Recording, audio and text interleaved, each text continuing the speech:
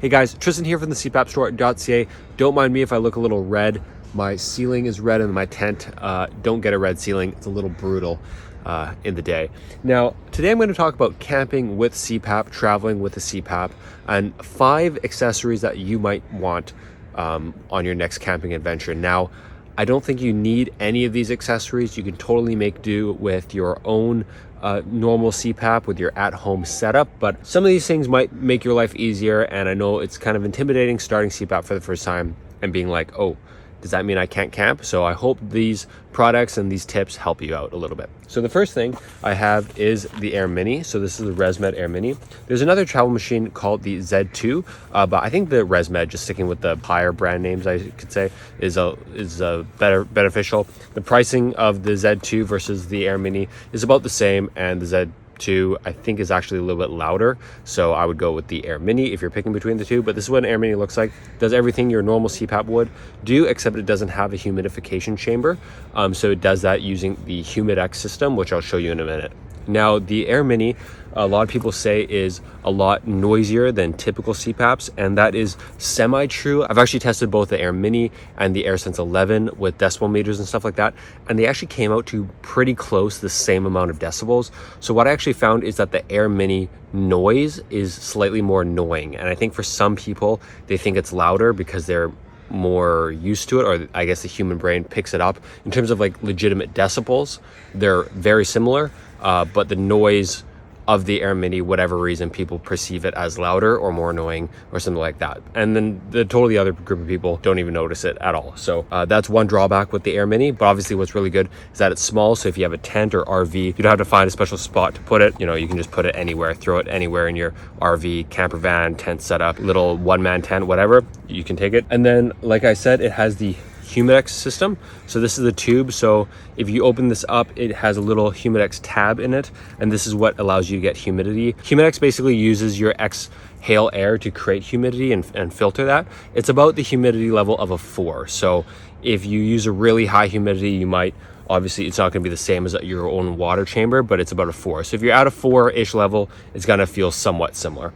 Now, if you don't need humidity, this brings me to my product number dos. This is the AirMini adapter. So the AirMini, because they want people to use ResMed masks, the tube is a little bit different. So the connector for the AirMini tube is a little bit different, and therefore they kind of force you to use the Humidex system. But if you don't want to use the Humidex system, you don't care, just get one of these $20 adapters on Amazon. And basically this plugs into the AirMini, and then this plugs into any typical standard tubing. So if you have a lightweight, maybe 5-foot tubing, or just lightweight tubing that you want to take camping, you can use that, and it makes your AirMini setup just a little bit smaller. Also, you can use any mask you want. So here I have the micro. So the F&P micro is actually smaller than the P10 and lighter than the P10.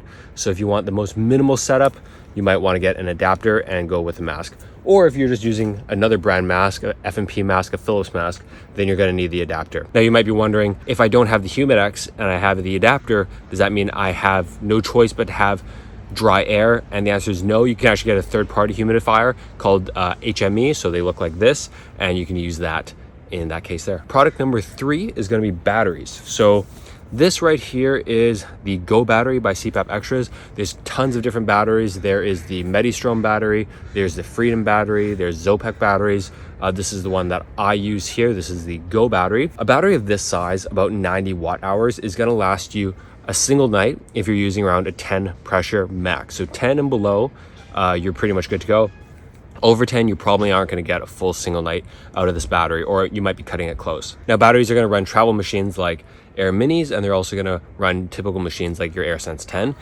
Typically, an AirMini or smaller travel machines will be a little more power efficient, and therefore you will be able to get a longer amount of runtime on a battery if you're using an AirMini or travel CPAP. Okay, now if you are going for a longer amount of time, for example, your trip is 2 days, 3 days, 4 days, and you won't have power, then you're just going to need to get more watt hours. So 90 watt hours is about a single night. So you have 2 nights, you're looking at around 180 watt hours, 3 nights, 270 watt hours, and you can't really change that. So you either get a bigger battery or you get multiple little batteries. Now, if you are in an area where you can charge and you're not completely off grid, then that brings me to CPAP product number 3. and that is the PD charger, which is technically part of the battery conversation. However, I think it's important to talk about because a lot of people don't know. So this is a PD charger. It's a typical charger like for any electronic, okay? This is the one by Anker. Now, PD charger stands for power delivery.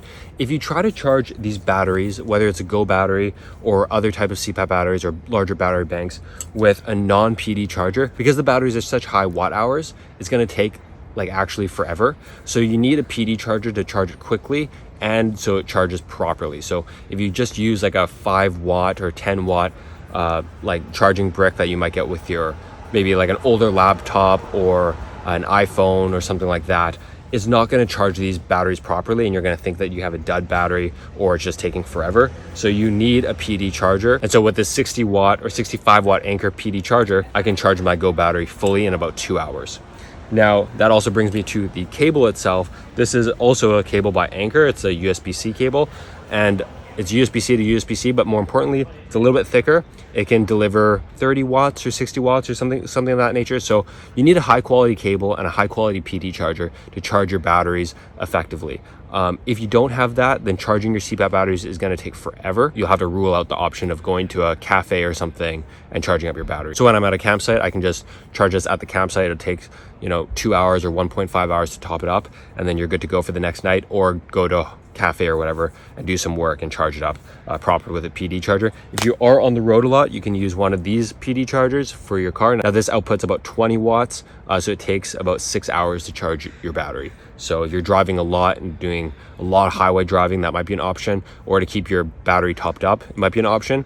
But I definitely recommend at least having both so you can charge. Now solar is also another option. I know people with Zopac batteries, I think that comes with a solar option. Here in the Pacific Northwest, at least for me, I'm not in areas where I can have reliable solar. It's either raining or it's not super sunny, or there's a lot of trees. You can probably see the shadows of all the trees. So that's not really gonna work for me, but I'm sure if you're camping in other provinces in Canada, solar being off-grid would work. So that's another option for you. Now, the last thing I have to show you is a CPAP pillow like this. So this is the one by Contour. It comes in this little travel case here. So if I just unzip it or unvelcro it.